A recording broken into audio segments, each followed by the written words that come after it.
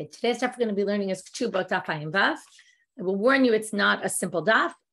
We're going to go back to what we started with yesterday to kind of review. I also have a sheet, so if you're listening and not watching, you should bring up the sheet. It's on the website. You can find it in the podcast details as well. And I will be sharing screens, so if you're watching, you can follow along. The sheet's in Hebrew, but I will be explaining, and you can see it charted out, which at least should help you somewhat. Okay, today's daf is sponsored by Tina and Shalom Lam with Hakarat HaTov to Hashem for the blessing of a new granddaughter, Aluma Mindel. Mazel tov to the parents, Pinina and Eitan Kaplansky. Mazel tov. Okay, let me pull up the sheet, and we will do a quick review of yesterday's daf and the second part of yesterday's daf. Okay, here it goes. Okay, we started off with a Mishna, starting at the bottom of Ayin Ham with Aleph. If the woman, it's all about a woman having blemishes. And you have to remember there's two basic issues if she has blemishes. And there's two things that go against the husband, I would say. Number one is he should have noticed she had them before. And if, let's say, if he had noticed she had them before, forget about whether he should have or not. If he had, or maybe I should start with even simpler. First of all, we assume, unless we are going to see a case today where we assume it was congenital, but we assume otherwise most blemishes developed over time. That means that a woman has Yechezkel gufa, which means the presumptive status. It's just like we had. It's very, very similar to the beginning of the Masechet, which is why the Gemara makes reference to it, to the woman who has presumed status of being a virgin until proven otherwise. So she has presumed status of not having a blemish until proven otherwise. Then we have, secondly, if she had a blemish, the husband should have noticed she had a blemish. And we talked about before that he usually sends people to the bathhouse and checks. And it's something he should have known before, certainly before marrying her. Okay, maybe not before betrothing her, but yes, before marrying her. So those things he has going against him. On the other hand, there's an issue of, we assume this other presumption we talked about yesterday, which I'm going to review from the beginning, so we'll see it inside, but that we assume that people don't marry people who have blemishes. So if, right, we assume that if, that's chazaka ein adam mefayes b'mumim, which means that presumption would say then the opposite, which is we assume if he married her and she had a mum, he probably didn't know because he wouldn't have really married her unless she had a mum. Okay, so we basically have different chazakot at play here. We also have the main chazaka always we talk about is where is the money now?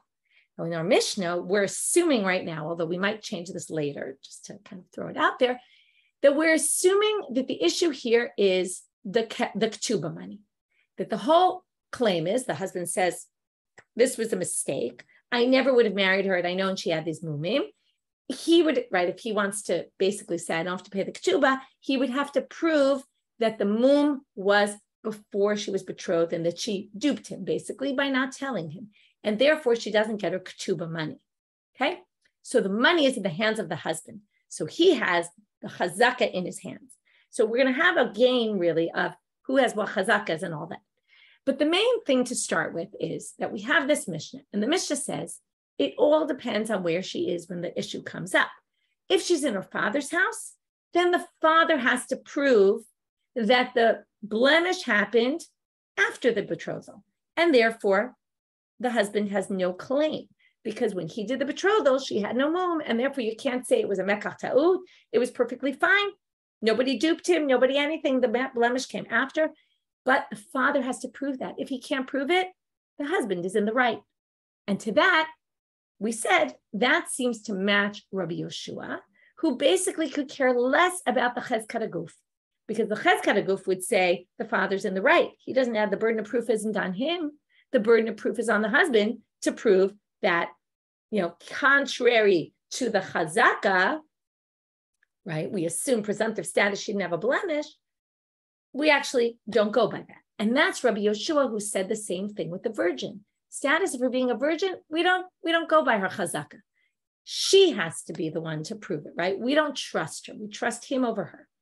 So the second part of the Mishnah, though, said that once she gets married, the burden of proof is on the husband, which really means that we believe the woman.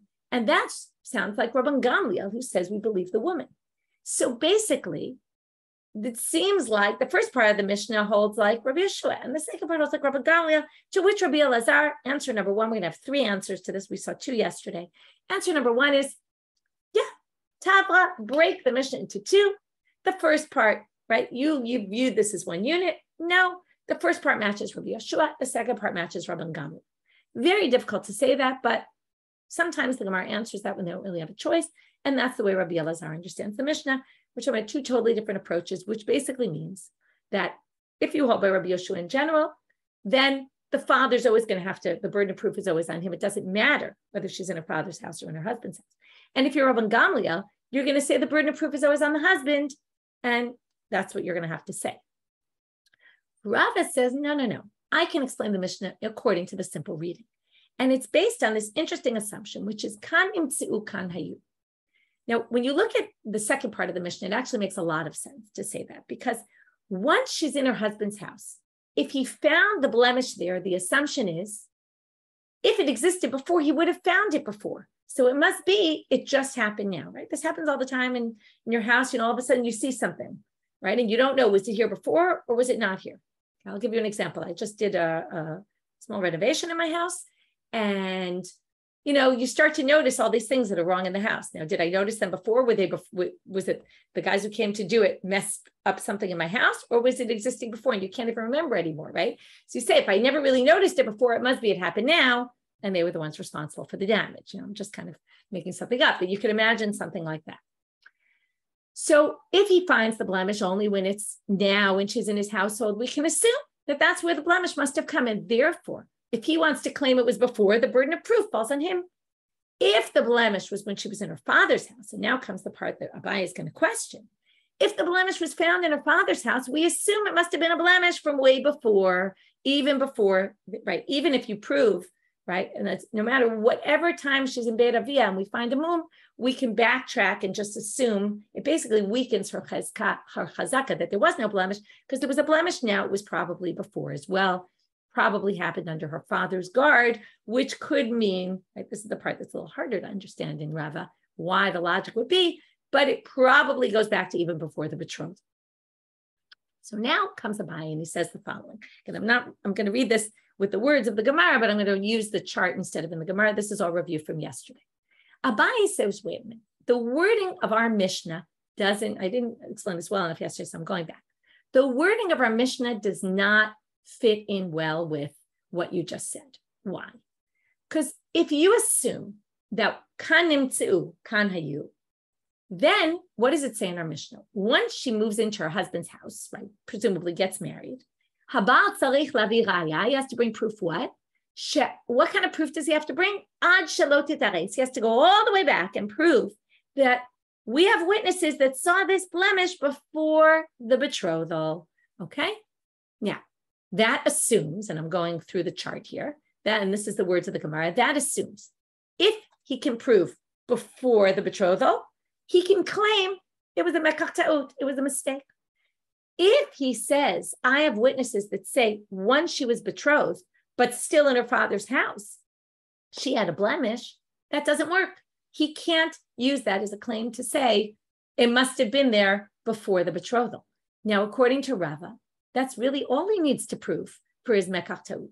Because as soon as he proves it happened in her father's house, it doesn't matter at what stage it happens in her father's house, we can say, kan nimtzu kan hayu. I'm over here right now in the chart.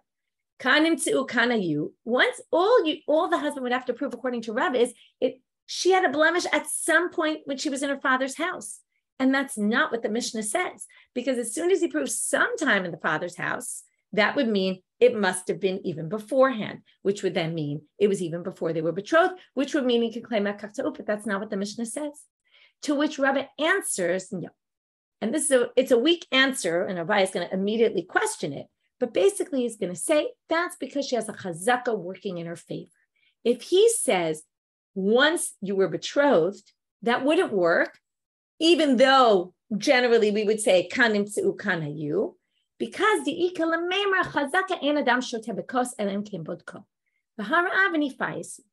It almost doesn't matter when the mum happened, because if he proves that it was there when she was betrothed, then he should have, now the weakness is, it should also work for ad shelo titares. It should work for anything, but that's what we're going to explain in a minute. But right now, he basically says the reason why this is not a good claim for mekach ta'ud is because I told you before, there's two issues. One is, when did the mum come up? But the other is, did he know about it? He can't claim mekach ta'ud if he knew about it. So if you prove that it was there when she was betrothed, then you say, look, it was there when she was betrothed. Now, remember what case we're talking about. We're talking about the case where she already is living with the husband. That means they got married. So if he proves that it was there when she was betrothed, then they could say to him, well, then you knew about it. And if you knew about it, right, in other words, or you should have known about it, because you would never marry someone without fully checking. We've already learned that they would check for the mumim.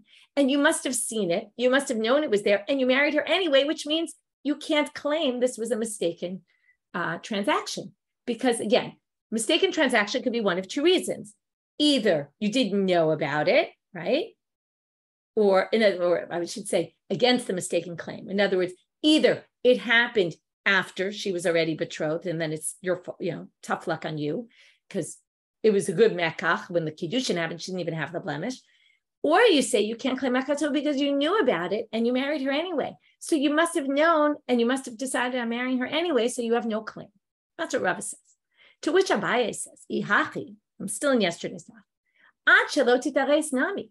In other words, then that should be a problem. Even any kind of proof he brings, the mum existed way back when, and that's what the Mishna say. If he proves it was there before the betrothal, he's believed to say mekach ta'ud. But if we say he must have checked, then that wouldn't work. He can't say mekach ta'ud. So why does that work? Well, it must be because there's a counter chazaka to that claim, which is, on the one hand, we say you would never do it unless you checked, and then you must have checked and assumed, and married her anyway, so you can't claim it was a mistake. To which Abaye says, no. There's a chazaka that nobody marries someone if they have blemishes on them. There's no way he would have agreed to marry her. So while he might have proven that it was way back when, right? Then before the betrothal, the reason that one works is because we assume he must not have known about it. Had he known, there's no way he would have betrothed her. In which case, we're back to square one, because you could say the exact same thing if he says Misha Tidares. And therefore, theoretically, he should be able to claim mekach ta'ud. So we're back to questioning Rava, which is, basically, how do you explain the distinction in the Mishnah? To which, again, why, if he brings witnesses that it was after the betrothal, he's not believed, but before the betrothal, he is believed. So comes Rava and he answers. I'm now in the left box on the second chart, the left bottom box. Okay, what the reason we're now going to distinguish between if he claims I can prove it from the time after she was betrothed or before she was betrothed. Again, he has to prove, in order for him to claim this is a mistaken transaction, he has to claim it was all the way back when, but not after the betrothal. Why? If he only can prove that the blemish was there, meaning, we didn't see the blemish before, we only have someone who saw it after the betrothal, she has two chazakot in her favor, and that's why he's not believed. Her two chazakot are going to go against his one chazaka. Okay, we're going to read this inside now. Mishum de'ika tarte. Okay, there's two things. What are the tarte? Chazaka and made haguf al chezkato. Number one, she has chezkat haguf. Because we don't know from before the betrothal she had a blemish, we can assume there was no blemish. Like I said, right? I never noticed these issues in my house until later. So it must be they weren't there before. Number two, chazaka ein adam shoteh bekos elim kimbot ko v'hara avdi faizu. And number two, even if they were there, we can assume he must have checked and saw and agreed anyway. Maya Marta, what did you say, Abaye, against this? You tried to say chazaka ein adam ifayis b'mumim. There's no way a man would marry a woman if she had mumim. Well, you're right, that's a chazaka, but and it's a numbers game. She has two chazakot in his favor. He only has one. That's why, again, if the husband, she's already married to the husband, he comes and says, I can bring witnesses that once you were betrothed, you had this blemish. And according to Rava, we normally say, that should prove it was even earlier. But that doesn't work because she has two chazakas in her favor. number one, we don't know she had blemishes from before, so therefore we can assume she didn't. And number two, we can assume he must have checked. And therefore, even if she had the blemish, he was agreeing anyway. And the fact that we say Anadam Fais B'Mumim, okay, so number two chazaka on her is knocked out by number one chazaka on him, and we're still left with Yechezkel of the woman. But Ad Shelo Titares. Now, why does it work if he says Ad Shelo Titares? Theoretically, she has two chazakas also. Well, no. So he comes and says, 1 second. Okay, we're now at the top of our page, line number 2. Okay, if you want to read inside, or you can read on the sheet here. Rava explains, why do we distinguish between if he proves all the way back to before the Erusin? Because if he shows she had a blemish way back when, then we can't say ha'amei gufa chezkato. There is no chezkat kashrut, because his proof goes all the way back. So you can't say that, okay? Because we have witnesses that say she had a blemish. So therefore, if we knock out chazaka number 1, what are we left with? My ika lemeimar. What can we say? I'm sorry. My ika. Okay, it says lo ika. Let's go back, right? If ad shelo titares, if he proves it all the way back, you can't say it. My ika. So what's left? We have 2 chazakas, one for him, one for her. Chazaka de ein adam shoteh b'kos elen kebotko. Right? We have, on the one hand, we got to assume he must have checked her out. On the other hand, adrabah, we have on the other hand, chazaka ein adam fayis b'mumim. On the other hand, we say, if he really knew, there's no way he would have, right? You see how those two contradict each other, right? They pull in opposite directions. One is we assume the man always checks. Number 2, we assume though, if he really found a mum, there's no way he would have married her. So those two kind of knock each other out. What's left? Well, you have to remember the main thing here. Who's trying to do what? The bride is trying to get the money, the ketubah money from him. So where's the money? The money's in his hands. So if you don't have a chazaka pulling in either direction, all you have is, where's the money? Status quo. We always know. So again, this is all going back to explain. This was the question on Rava. Okay, I'm going back to the beginning. When Rava says we're going to distinguish between if she's in her father's house and her husband's house, what did he say? Why is there a distinction? Because kanim tzu kanayu, wherever she finds the blemish, we assume that's where she was. Came Abai and said, if that's the case, the husband should only have to prove that when even after the betrothal she had a mum, he doesn't have to go all the way back and find someone who saw the mum even earlier, because kanim tzu kanayu.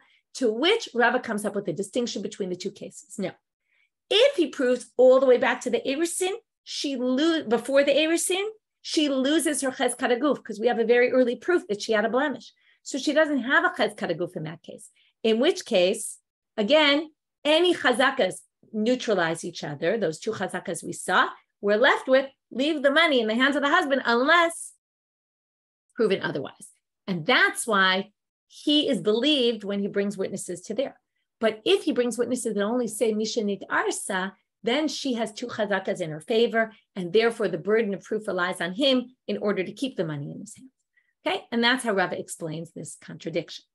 Now we go to answer number 3. So that was all, again, Rava is very simple. Kanim tzu kanayu, that's the Mishna's distinction between Beit Aviyah and Rishut Abal. What got a little bit complicated was this question Abaye asked, and then from there, Rava had to come up with what chazakas do each of these create, these cases of why he has to prove all the way back to the Erusin, when theoretically, if he proved from after the Erusin, that should then basically prove they must have been there before, but it doesn't, because there's chazakas in her favor, like Yechezkel guf, which basically pushes everything to her side. And that's why that's not a good proof for him. Okay, for the husband. Now we're going to go to answer number 3, which is Rav Ashi. Rav Ashi Amar, Reisha manal abba biyadcha, seifa manali biyadcha. This isn't exactly literal. What he means is you have to add an important letter, which is the Reisha is ki manali abba biyadcha, is like manal abba biyadcha. What does this mean? Okay, and what's manali biyadcha? I could have 2 claims to someone when it comes to money. This isn't what's going on here, but I can claim you owe my father money, or I can claim you owe me money. Now, if there's some chazaka for the woman, in this case, her ketubah, If we're trying to come up with a distinction, why in her father's house versus her husband's house. So, by the way, Rava and Rav Ashi, you have to assume both hold like Rabban Gamliel, that the woman theoretically is believed. It's just that we're going to distinguish between the cases for a different reason. Okay, but she does have Yechezkel Guf. That was what the whole thing Rava was explaining, was based on her Yechezkel Guf. Remember, Rabbi Yeshua, this is very important to understand. Rabbi Yeshua does not hold Yechezkel Guf. He doesn't think, again, it's very easy to remember when you talk about the virgin thing. When he says, you're not a virgin, and Rabbi Yeshua believes him and not her, it's because he doesn't care that the woman was born a virgin and was a virgin until proven otherwise. He doesn't hold that way. He doesn't hold by Yechezkel Guf in this kind of case. But both Rava and Rav Ashi explain both parts of the Mishnah as going by Rabban Gamliel, that she is believed. And Yechezkel Guf does come into play, just sometimes it doesn't for various reasons, right? So in this case, right, Rava had to explain, right, she doesn't have Yechezkel Guf because they were found in the father's house, and that kind of ruins her Yechezkel Guf. Rav Ashi says, it's different. Yechezkel Guf doesn't work when the money's going to somebody else. Yechezkel Guf can work if it's my claim. Now, what's happening here? If she has mumim and she's still in her father's house, so basically they got betrothed. Now he wants to divorce her. Remember, you need divorce from betrothal, claiming, I didn't know you have blemishes. And the father says, what are you talking about? The blemishes just happened now. It's your tough luck. And if you want to divorce her, you have to give me the ketubah money. Now, who gets the ketubah money? The father gets the ketubah money because she's in her father's domain. Only once she's married does the money go to her. So now it's a very simple answer. Rav Ashi is saying basically, since the ketubah goes to her father, in the case where she's still in her father's house, it's like a case of mana la'aba b'yadcha. She's trying to use her Yechezkel Guf to help her father's claim. But Yechezkel Guf doesn't work for that. Well, some of the commentaries say it's crazy here because the whole claim of the father is based on her body, right? It's all about her mumim. So some will question this and explain it a little differently, but we're going to go by the simple explanation. The money's going to somebody else, so her Yechezkel Guf can't help. Whereas once she goes into the husband's domain, the ketubah goes to her, in which case her Yechezkel Guf helps. Now again, what does Yechezkel Guf help for? It means that if the husband wants to not pay her the ketubah money, the burden of proof is on him. If he can't prove it, she gets her ketubah money. Whereas in the first case, the burden of proof is on the father because her Yechezkel Guf doesn't help. That's a bayi. Okay, so he says it in these very simple words, but that's what he means. Now we're going to have a question on a bayi. So I'm going further down after the chart with Rava, with the difficulty on Rava, and now we're going to go to the difficulty on Rav Ashi. So now he brings a source that seems to go against Rav Ashi. Mode Rabbi Meir, b'mumim haruyin lavo imam mibeit avia, shala'af lahaviraya. Rabbi Meir, though, agrees that if there's a mum that probably came from before, in other words, she's married now. Now, what do we say? When she's married, it's mana libiyadcha, it goes to her, Yechezkel Guf works. Rabbi Meir says it doesn't work even, right, once she's married and in her father's domain, the ketubah is going to go to her. It doesn't work, meaning she doesn't have a Yechezkel Guf if, now it's unclear what exactly this means, if it was a mum that was most likely that it was already in existence from when she lived in her father's house. V'amai, mana libi, right? In that case, he agrees, sha'al ha'av lahaviraya. So now there's an exception to the rule, right? Again, let's go back to our Mishnah. If she's already in her husband's domain, her husband has to bring the proof. And according to Rav Ashi, what's the reason? Because she has a Yechezkel Guf and the money's going directly to her, so her Yechezkel Guf works. But comes Rabbi Meir, the braita, and says that Rabbi Meir agrees, though, that if the mumim were likely to have been there before, which we'll have to see what this means, then the father has to bring proof, even though the money's going to her. The money's going to her, she should still have a Yechezkel Guf. What we're basically end up having to say here is, there is no Yechezkel Guf in this case, okay? And that resolves it very easily. So what does the Gemara say, right? What would mean there's no Yechezkel Guf if we know that it's congenital, right? It's the kind of thing that you're born with. And that's what we're basically going to say. It must mean that she had an extra toe, or maybe even extra finger. But if she had 6 fingers on her hand, 6 toes on her foot, then that would be a case, right? It doesn't matter, mana li b'yadcha. That's clear that it's congenital, okay? So now the Gemara says, wait a minute. Okay, so let's read the Mishnah again, right? What does it say? if she went into her husband's domain, what happens? Normally, the husband has to bring proof, right, that it was there from before the Erusin. In this case, the father would have to bring proof if he wants to get the Ketubot money that it happened later, right? Now, the Gemara says, if she has 6 toes on her foot, Yetera, my raya, maite. What kind of proof could the father bring? He can't possibly prove that the 6th finger grew overnight one night after she was already married. That, of course, can't be proven. So then it makes no sense to read the Mishnah like this, to which they say, right? In other words, meaning that this Yeteret can't possibly be what we're talking about. What kind of, again, we can't read the braita this way, because he says if it's a moon, the father has to bring proof. What proof could the father possibly bring here? That it came later? That makes no sense. No. Still, it does have a proof to bring. He can prove that he knows that the husband knew she had 6 toes, and he decided to marry her anyway. Remember, there's 2 ways you can claim there's no mekaf ta'ut. Either it happened later, which of course you can't prove here with the 6 toes, but you can prove that he saw it. You could say, oh, he was having a conversation with his friend and somebody overheard it and heard him talking about the fact that his wife-to-be has 6 toes, and obviously he married her anyway. So if you can prove that he knew about it, that would be the proof the father would have to bring, but the father would have to bring a proof here. So in any case, this doesn't disagree with Rav Ashi, because even though it's manali biyadcha, it's very clear that it was from birth, and therefore this is not a usual case, and it doesn't have anything to do with what we've been talking about. That's the first part of today's sugya. A little bit complicated, but I hope I organized it well enough. So what we really had today, we had seen already Rabbi Elazar. We saw Rava's approach. We had a difficulty on Rava from Abaye. We answered the question. We brought a third interpretation of the Mishnah of Rav Ashi. It's this mana la'aba and mana libiyadcha. Both Rava and Rav Ashi have to basically, the assumption is she has Yechezkel guf. What they have to say is in the first part of the Mishnah, when she's still in her father's house, for whatever reason, there's no Yechezkel guf there, either because kan nimtzu kana you, or because she's demanding money for somebody else. Yechezkel guf doesn't work if someone else is the one trying to get the money. And then we had a question on Rav Ashi from this braita, which we resolved. Next, now we're moving on to another complicated section. We're going to have, just to give you the structure, Shmuel is going to say something quoted by Rav Yehuda. Rav Yehuda is going to say a halacha Shmuel says. Shmuel also says there, Rav Yehuda says, Shmuel says. We learn it out from our Mishnah. We're going to have to figure out what cases is learned out from our Mishnah and how is this similar to our Mishnah. Then we're going to have a question and be stuck in a corner, and Rav Yehuda's brother, Rami bar Yechezkel, is going to come and say, yeah, Rav Yehuda, you got it all wrong, and this is what Shmuel says. Okay? And then we're going to bring the same difficulty on him, and then we're going to resolve. Okay? Whether we get to the very end, I'm not sure. We'll see how the timing goes. So, Amar Rav Yehuda, Amar Shmuel, Hamachlif para b'chamor. You do a barter system.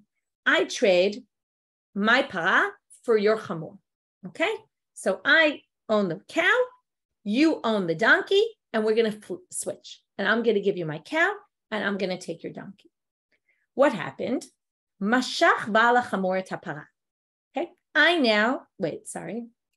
forgot now what I said. I own the para, and you own the chamor. Is that what I said? I hope so. Okay, let's just go back, because now I got confused. I'm the owner of the cow, and I take your donkey, okay? But we don't really know where the donkey is at this point, okay? We'll see. It doesn't so much matter, but it does matter. That's why the story is going to be complicated. But in the meantime, you take my para and you do an act of acquiring my para. Mashach ba'ala chamor et hapara. You pull it. That's how you acquire animals. You can't lift them up. They're too big.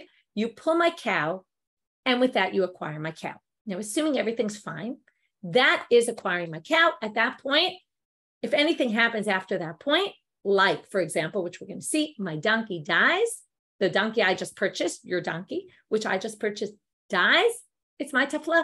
The kinyan happened, okay? Anything that happens after the kinyan is my tafla, right? Seemingly like the husband, right? Once he acquires her, it doesn't matter what happens after that.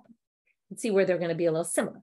So now, lo hispeak ba'al para limshochet hachamor ad shemed hachamor. In other words, as he was, we don't know exactly how the timing went, and here I did 2 timelines. Either the donkey died before he pulled the cow, before you pulled the cow, or the donkey that I acquired died after you already acquired the cow. So if the donkey dies first, then basically there's no sale because you got a para and I got nothing. But if it happened the reverse, where first you acquired it and the donkey was still alive, then the donkey dies after, it's my taflak, and then there is a sale. Okay, so that's the real issue. Is there a sale? Is there not a sale? So the question is, on who is the burden of proof to prove, on who lies the burden of proof to say when the donkey died? Okay, so it says here, now what would you think? Let's go before we even read this inside. What does that mean? The burden of proof is on the one who wants to take out of the hands. Now, who wants to take out of the hands of who? Well, I own the para, and I want my para back. You took my cow. I ended up with nothing. I want to take it back. So theoretically, I should be the one who's motzi mechavero alav haraya, right? I should have to prove it in order to get my cow back. But comes Rav Yehuda in the name of Shmuel and says, Al bal hachamor lahavi raya shahaya chamoro kayam b'shat meshicha para. If the donkey owner, the original donkey owner, that's you own the donkey. If you want to keep the donkey in the cow in your possession that you were moshech, you have to prove that my donkey was still alive. That your donkey was still alive at the time of the sale, at the time that he pulled it. Otherwise, you have to give me back my para. Now, what's the logic here? Excellent question. Okay, it's a question that the Mefarshim grapple with. This is a daf. One of the reasons it's very hard to teach this daf in daf Yomi is because there's so much depth to this in terms of, right, like if you're learning bi'iyun, as we say, you learn it in depth, you get to all the concepts that stand behind this. And there's a lot of different approaches here about why all these things work and why they don't work, and all that. So anyway, I'll go with the basic understanding, but know that there are other ways to read this. Normally we say, okay, but that's if, like, let's say I stole something from you. Is the burden of proof on me to prove that, and it's on you to prove that it's yours, even though it's in my possession? Of course not, because I stole it, right? The burden of proof isn't on me, isn't on you anymore, because I stole it from you. There was no kinyan. There was a valid, I didn't acquire it in a valid manner. Also here, there's a what we say a lakut. There's a weakness in the maaseh kinyan here. Hamotzi mechaver alav haraya would work to say, if I want to get my cow back, the burden of proof is on me if you purchase the cow in a proper manner. But in this case, we don't know if you purchase the cow in a proper manner because there's a weakness in, right? And this is what they call Yechezkel mare kama.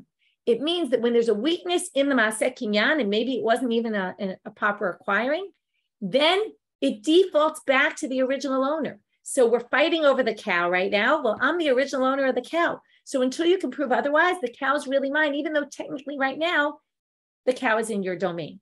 Okay, that's the main concept. To which Rav Yehuda adds, in the name of Shmuel, V'tanatuna kala, and this can be further proven from our Mishna, that it's on the Baal HaChamor to bring proof that, again, he pulled the para and the donkey was still alive. So now we want to figure out which case in our Mishnah is this derived from. To which the Gemara says, hey kala, and moving now to Amud Bet. Which case of the kala? Ilema kala bebeit avia. If you want to say it's case one in the Mishnah, right? When the kala is in her father's house, the burden of proof is on the father.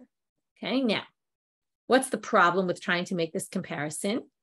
Now, again, he's trying to, what's the problem though? It's not comparable. Because what's happening? What is the father trying to do? He has to bring proof what?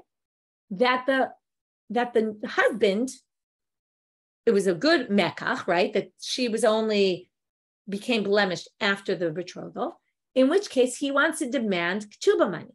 So hata maite avraya umapi. They're not comparable because the father's he has to bring proof to take money out. So you can't learn from there to Shmuel. And as if Shmuel is trying to use our Mishnah as a proof, you can't use that case as a proof because, again, it's much more likely we're going to make someone prove something when they're trying to take money out of someone's hands. Hacha, in this case, maite bal chamor ra'aya umoki. The para is right now, even though I said it's not really in his hands, but technically speaking, it's in his hands right now. So you purchased the para, pulled the para, it's in your domain right now. And Shmuel is requiring you to, in order to keep it in your domain, you have to prove it. That's not the same as the father. The father has to prove it because he wants to take money out of someone's hands. So it can't possibly be that. So obviously it's going to be much more similar to the second case, because again, what's the case? The husband has, right, the woman's in the husband's house, and he basically is the burden of proof relies on him, even though what's he trying to do? He's just trying to get out of payment of the ketubah. So it's the same idea. In the donkey case, you have a para in your hands. You were the owner of the donkey. You have to prove in order to keep it in your hands. And the husband also has to prove to keep it in his hands. So that should work. But so Amar Rabbi Abba, Kala bebeit chamia. Okay, it must be the second case where both are cases. And again, if even though in our case, the husband is trying to keep the ketubah money and not have to pay it, and yet the burden of proof relies on him, that should be just like the Baal HaChamor, the guy who originally owned the donkey, who now has the para in his hands and just wants to keep it in his hands. He has to bring proof. That sounds okay, but what's the problem? Hakate lo dami. These are still not comparable. And it's in the chart, I charted out the ways they're different. Why? In the Baal HaChamor case, he has to bring a proof. Now, what's the chazaka? The chazaka is the para is in his domain right now, and he pulled it. He did an act of acquiring. So all he has to do is prove, right? He has to prove that it's in his hands. What's already in his hands is in his hands. Now, normally, okay, the whole point is that it's going to be much easier to do this, which means it's less likely he's the one who the burden of proof is on. And when it comes to, I skipped actually the line. I read it the wrong order. Hatam, I read the hacha first, which is the case I should have read it. It would have made sense to explain it that way also. So let's just go back. Hatam, in our case in the Mishna, when the husband comes and says, the daughter, right, he has to prove that the daughter was blemished from all the way back when. Now remember, we assume, unless proven otherwise, we assume she has a chazaka of being okay, meaning not blemished. So that's why the husband has to go out of his way to prove it. The burden of proof relies on the husband because there's something pulling in the other direction. There's a chazaka of the father, meaning a chazaka of the girl, really, that the chazaka of the girl is that she didn't have a blemish before. So that's why the burden of proof relies on him. But let's read that line again. There, the Baal HaChamor is everything working in his favor. The chazaka is in his favor because the para is right now standing in his domain. So you can, again, Shmuel, looking at our Mishnah, wouldn't be able to force the Baal HaChamor based on the law in our Mishnah because it's a much easier case, right? The Baal HaChamor is as soon as the Baal HaChamor has a better case that the para is his, it's going to not require him to be the one who has to bring the proof. So that's why you can't learn it from there. So now we're stuck. We can't learn it from the ratio. We can't learn it from the Seifa. So what case of Kala was he talking about? So now remember the problem with the first case. If you say Kala bebeit avia, what's the problem? Theoretically, it is kind of similar. It's just that the father is bringing proof to take money out of the hands of the husband. And Shmuel's case is to leave the money where it is, right? Leave the cow where it is. So they're different. So in order to resolve that issue, Amar Rav Nachman bar Yitzchak, Kala bebeit avia ulekiddushin. It's not the money of the ketubah that we're talking about, which is what we thought the whole time. No, he wants to get the kiddushin money back. The father has the kiddushin money in his hands. I'm sorry, the husband wants to get the kiddushin money back. The husband says, he says, mekach ta'ut is a mistake. Not only do I not have to pay the ketubah, but I want my kiddushin money back. I gave you a ring. I want that ring back. And that's what the issue is. So now it works perfectly because in the Mishnah, the father has to bring proof to keep the money in his hands. Likewise, the donkey owner, the original donkey owner, has to bring proof to keep the cow in his hands. So now we have a perfect comparison. And now the Gemara just has an aside about this, which is lo tema liba lamanda amar kiddushin lav b'tibuin. There's two approaches about kiddushin. Okay, this is a classic example.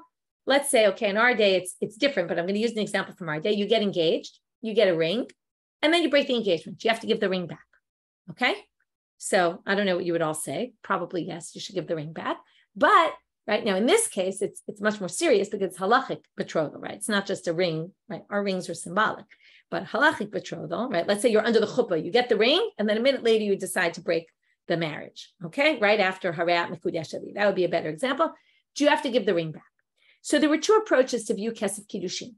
Is it specific? It's obviously specifically for the betrothal. But was it given on condition that if the betrothal doesn't happen, it gets canceled? Let's say we get divorced from the betrothal. I have to give the ring back. Or was it given as a gift no matter what happens? Now, I'm giving it to you now for the kiddushin, but it's as a gift to you. Keep it, right? A gift to the woman. Keep it. And, even if something happens later, you don't have to return it. So now they say, when the husband's trying to get the kiddushin money back, it actually fits into both those approaches. Why? Lo tema, don't say it's only aliba lamanda amar kiddushin lav l'tibuin nitnu. They weren't given as a gift; they were just given for kiddushin. Broken engagement, right? Get the ring back. Ela afilu lamanda amar kiddushin l'tibuin nitnu. Even if they were given to be kept by the woman, and they were given as a gift, that's only that. Now that would be a case where we got betrothed, but we changed our minds about things. Hanamila kiddushin vada. That's when there's definite kiddushin though. Aval kiddushay ta'ut. But this was a mistake from the get-go, right? There was a blemish on the woman. He didn't know. So it was a mistake.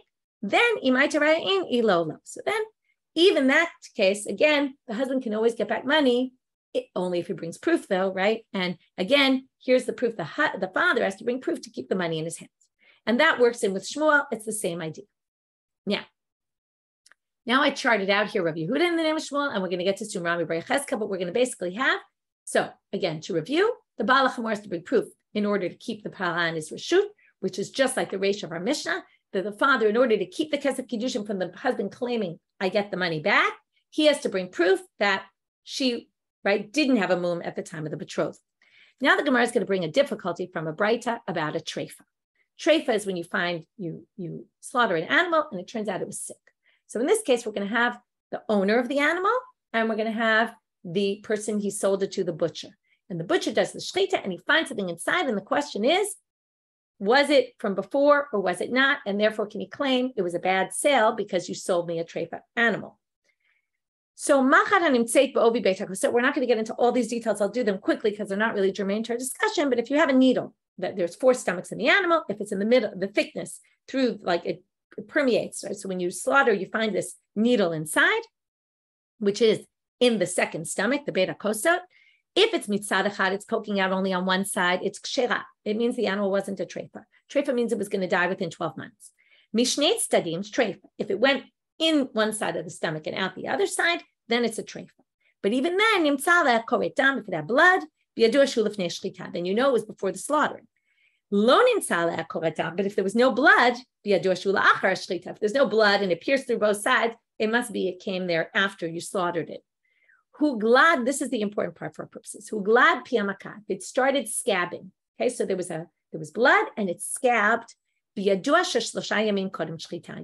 then that it was at least 3 days because it takes time to scab. In which case, if you purchased it from someone and it's already been there for 3 days and you purchased it yesterday, you can prove that it was his fault and you want your money back. Lohu glad piyamaka, but if there is no scab on it and there's blood, if you, now we're going to assume right now this means if you want to get your money back, right, then you have to prove, okay, in other words, either way, either you want to get your money back or he wants to get his money paid. Whoever needs to get the money, the burden of proof is on them that they have to prove somehow when it became a treifa, whether they're right or not. Now, if he gave money already, right? So that's what we just said. In order to get the money, he would have to bring proof for amai. Now, if we compare it to the Baal HaChamor case, this is again, it's a case where the sale wasn't necessarily a good sale. So Mutzim Chavero Alav Araya shouldn't really come into play here. What should we say? Al Baal Be'ema Le'teraya V'nokim. The owner of the animal, since it was a purchase that we don't even know if it was a good purchase, the onus should be on him to prove it in order to keep the money in, right? He should have to prove if he wants to keep the money because maybe there wasn't even a sale. Right. So if I claim I bought the meat and you sold me a treifa, the burden of proof should be on him to prove if he wants to get, right, if he wants to keep the money, because that's exactly comparable to what the case Rav Yehuda said in the name of Shmuel. To which they answer, it must be in the case, it must be, it depends who has the money, and whoever has the money, and whoever wants to get the money has to prove it. No, it's only talking about if I never paid the money to him in the first place. So then the burden of proof is on him in order to get the money out of me. And then it works perfectly fine, to which the Gemara says, my Pascha, it would be ridiculous to say that the case was where the tabach didn't give the money because that's a very unique case. Normally you give the money when you buy things. So they don't like that answer. Rami bar Yechezkel Amal. When Rami bar Yechezkel he said, Lo titzitinu, we've seen this quote before that he said to Rav Yehuda, his brother, don't listen. Don't listen to all those things Rav Yehuda said in the name of Shmuel. Hachi Amar Shmuel, he got it all wrong. Remember, Rav Yehuda said it's on the owner of the chamor to prove that the donkey was alive at the time he pulled the parah into his reshut.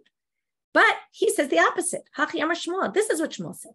Kol shenolad safek bereshuto alav haraya v'tana tune kala. It's whoever the safek is in his domain, which means the owner of the cow, the safek is in his domain, and therefore he needs to. The burden of proof is on him to prove it. Okay, meaning that's me. Okay, why is the burden of proof on me? Because where was the donkey? Now, whether it was physically in my domain or not physically in my domain, remember, you pulled the parah, I was left with the chamor. Now, whether I took it or not, it doesn't really matter because the parah theoretically was in my domain. So since we want to know when did it die, the onus is on me. And then it actually works very well with our Mishna because Tanatune Kala, it actually goes perfectly with both parts of the Mishna. And this is where we're going to stop for today. Again, what did the Mishna say? If it's Ba'oda B'Beit Avdiya, right? She's still in her father's house, it's on the father to prove it. If she's still in her husband's house, it's on the husband to prove it. And then Shmuel works perfectly. You don't have to get into this which Kala case because it's both Kala cases, which is wherever she is at the time, the burden of proof is on them. So since the donkey was in my domain, because you took the parah, I was left with the donkey, even though, right, we don't know, the burden of proof is on me to prove because I have the information, right? When she's in her father's house, the father has the info more. When she's in her husband's house, the father has the info more. It's the husband has the info more. It's more like where it happened. Okay, then we'll finish up tomorrow with the Shiur, where we're going to bring again the contradiction from the case of the treifa, and we'll see how that creates a contradiction, and then we'll see how the Gemara answers it. With that, we'll finish today's daf. Hopefully that was helpful, the organizing of it. You can look back at the sheet. That will help you chart it out and understand the flow. Okay, again, we had two, right? The first thing was figuring out the Mishnah, 3 explanations of the Reisha Sefer of the Mishnah, which started yesterday. The second part was this statement of Shmuel about the chamor and the parah, where we had one version of Rav Yehuda, and then the second version of Rabbi bar Yechezkel. We dealt a lot more with Rav Yehuda's version. First of all, to figure out how it compares to Kala, which case of Kala it compares to. We had a few different options till we figured it out. And then difficulty with the treifa, which we didn't really resolve well. And that's where Rabbi bar Yechezkel comes in and says, no, you misunderstood. And then we'll finish that up tomorrow. So we'll start again with Rabbi bar Yechezkel in tomorrow's class, and we'll go from there. Have a great day, everyone. Definitely a difficult daf. If you're struggling, don't worry. It's quite a hard daf. Anyway, hopefully you got at least the main structure of it and the concepts. Have a great day.